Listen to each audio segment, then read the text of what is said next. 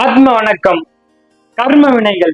இந்த கர்ம வினைகள் 3 கேட்டகரியா பிரியுதுங்க. இப்ப நீங்க யோசிச்சு பாருங்களேன். சில பேரு கை கால் இல்லாம, வாய் பேச முடியாம, கண்ணு தெரியாம இந்த மாதிரி எல்லாம் பிறக்கிறோம். சில பேரு கை கால் நல்லா இருக்கு, சாப்பாடுக்கு ஏதோ கொஞ்சம் கஷ்டப்பட்டாலும் 3 வேளை சாப்பிட முடியும், உடம்பு நல்லா இருக்கிறதோட பிறக்கிறோம். இன்னொரு கேட்டகரி, ரொம்ப பெரிய பணக்கார வீட்டுல பிறந்திருப்பான். ஆனா பணத்துக்கு சாப்பாட்டுக்கு எல்லாம் ரொம்ப வசதியா இருக்கும். ஆனா உடல்ல பல வியாதிகள் இருக்கும். சோ இப்படிதான் நம்மளுடைய கர்ம வினைகள் நம்ம முன் ஜென்மத்துல செஞ்ச பாவம் நல்லது படி நம்மள தீர்மானிக்கிறோம். இது நம்ம எங்க இருந்து தொடங்கணும்? இந்த ஒரு ஜென்மத்துல தொடங்கினதா இந்த ஒரு விஷயம் கிட்டத்தட்ட 85 லட்சம் ஜென்மங்கள், 2 அறிவு ஜீவன்ல இருந்து, 1 அறிவு ஜீவன்ல இருந்து, 5 அறிவு ஜீவன் வரைக்கும் இந்த மாதிரி 85 லட்சம் பிறவிகள் கடந்து இந்த மனித பிறவி வந்திருக்கும். அப்போ நம்ம முன் ஜென்மல செஞ்ச கர்ம வினை எல்லாம் நம்மளுடைய ஆன்ம பதிவுல இருக்கும். இந்த கர்ம வினையை கழிக்கிறது எப்படி? என் வாழ்க்கையில ரொம்ப கஷ்டம் வருது, ரொம்ப போராடுறேன், ஏன் எனக்கு மட்டும் இவ்வளவு துன்பம், எங்க போனாலும் எனக்கு இவ்வளோ அடி, இப்படின்னு வேதனை படுறவங்களுக்கு கட்டாயம் அது தீர்மானிக்கப்பட்டது. உங்களுடைய கர்ம வினைப்படி அது தீர்மானிக்கப்பட்டதுங்க. அப்போ என்னுடைய வாழ்க்கை இப்படியேதான் இருக்குமா? என்னுடைய வாழ்க்கைய மாற்ற முடியாதா? இதுக்கென்ன சொல்யூஷன் என்ன அப்படின்னு கேட்டீங்கன்னா, இதுக்கான சொல்யூஷன் தான் நான் இப்ப கொண்டு வந்திருக்கேன். நமக்கு எவ்வளவு கர்ம பதிவு இருக்கலாங்க. நம்ம முன் ஜென்மத்துல எத்தனையோ ஜென்மங்கள் எடுத்து இந்த மனித பிறவி வந்திருக்கோம். ஆனா நமக்கு இந்த மனித பிறவி வந்ததுக்கான நோக்கமே பல பேருக்கு தெரியல. இந்த ஜென்மத்துல இன்னும் அதிகமான கர்மாவை சேர்த்துக்கிறாங்க. இப்போ எல்லாரு மேலேயும் எல்லா உயிரையும் கொண்டுட்டு சாப்பிட்டுட்டு எல்லாரு மேலேயும் பொறாமப்பட்டுக்கிட்டு இவன் நல்லா இருக்க கூடாது, இந்த மாதிரி எல்லாம் நம்ம பண்ணும் பொழுது நமக்கு இன்னும் கர்ம வினைகள் ஜாஸ்தி ஆகிட்டு இருக்கும். என் வாழ்க்கை ஃபுல்லா இந்த கர்ம வினிய நான் அனுபவிச்சுக்கிட்டே தான் இருக்கணுமா? இதுல இருந்து நான் வெளியே வர முடியாதா? அது சாதாரண விஷயம் இல்லைங்க. கிட்டத்தட்ட 1 இல்ல 2 இல்ல 85 லட்சம் ஜென்மங்கள் நம்ம தெரிஞ்சும் தெரியாமலையும் ஒரு புழுவா பிறந்திருந்தா கூட நம்ம ஏதாவது ஒரு கர்ம வினைய கண்டிப்பா பண்ணியிருப்போம். அப்போ இந்த ஒரு ஜென்மத்துல இந்த கர்ம வினை முழுவதும் அழிக்க முடியுமானா முடியும். அது எல்லாம் உங்க கையில தான் இருக்கு. ஸோ இப்ப நான் ஒரு ஸ்டெப்பா சொல்றேன். இதெல்லாம் ஒரு நார்மலான விஷயம்தான்.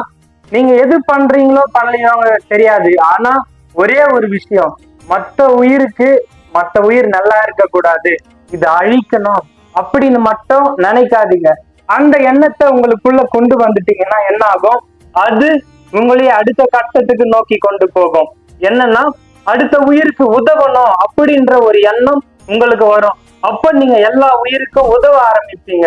இப்போ நீங்க தியானம் பண்ணீங்கன்னா கூட உங்களுடைய மனசு ஒருநிலைப்படுமா படாதான்னு தெரியாது. ஆனா கருணையோட இருந்தீங்கன்னா அடுத்த நொடி உங்களுடைய மனசு ஒருநிலைப்படும். நீங்க கருணையோட இருந்தீங்கன்னா அந்த இடத்துல டக்குன்னு உங்களுடைய மனதில் அந்த இடத்துல இறைவன் வருவாரு.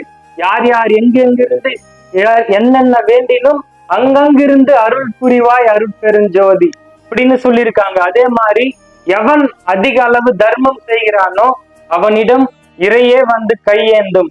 அகத்திய பெருமான் அருள் வாக்கு. இந்த தர்மத்தை பத்தி நான் சொல்லலைங்க, இதெல்லாம் நம்மளுடைய முன்னோர்கள் அப்படி சொல்லிட்டு போயிட்டாங்க. எவ்வளவு விஷயம் சொல்லியிருக்காங்க.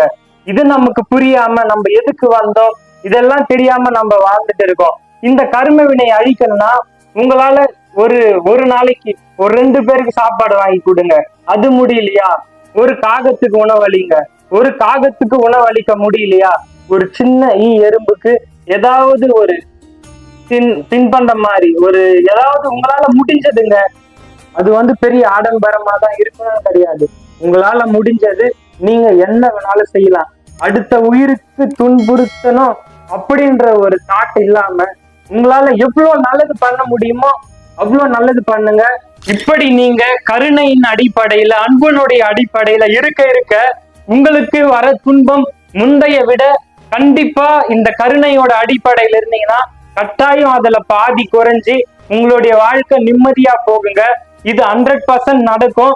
நீங்க இந்த பிறவிலேயே உங்களுடைய முழு கர்ம பலனை தீர்க்கலனாலும் அடுத்த பிறவியாவது நல்லபடியா பிறந்து அந்த முக்தின்ற அந்த ஒரு ஜீன் இப்போ இங்க ஒரு ஆன்மீகத்துல இந்த மாதிரி அன்பனுடைய அடிப்படையில இருந்தீங்கன்னா அடுத்த பிறப்பும் கடவுள் உங்களுக்கு கண்டிப்பா ஒரு நல்ல பிறப்பா கொடுத்து இன்னும் ஏதாவது கர்ம வினை இந்த பிறவிலேயே முடிஞ்சிடுச்சுன்னா நீங்க அந்த ஒரு கடவுள் நிலையை அடைஞ்சிட்டீங்கன்னா பரவாயில்ல.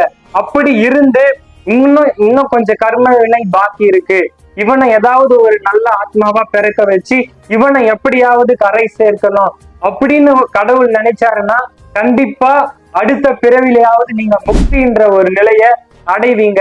இந்த 2 விஷயம், இந்த 3 விஷயம் தாங்க, அன்பு, கருணை, சரணாகதிங்க. அவ்வளவுதாங்க. நம்ம வாழ்க்கையில நடக்கிறது எல்லாமே நம்ம எதுவும் பண்ணல, எல்லாம் இறைவன் கட்டளையில நீங்க பண்ண கர்ம வினையினால மட்டும்தான் உங்களுடைய லைஃப்ல நடக்கிற ஒவ்வொரு விஷயமும் உங்களுக்கு நடக்குது. இத புரிஞ்சுக்கிட்டீங்கனாலே நம்மளுடைய லைஃப்ல ஆட்டோமேட்டிக்கா சந்தோஷம் வந்துடும். இவ்வளவுதான். அன்பா இருங்க, மத்த உயிர் நல்லா இருக்கணும்னு நினைங்க, உங்களால முடிஞ்சா மத்த உயிருக்கு உணவளிங்க.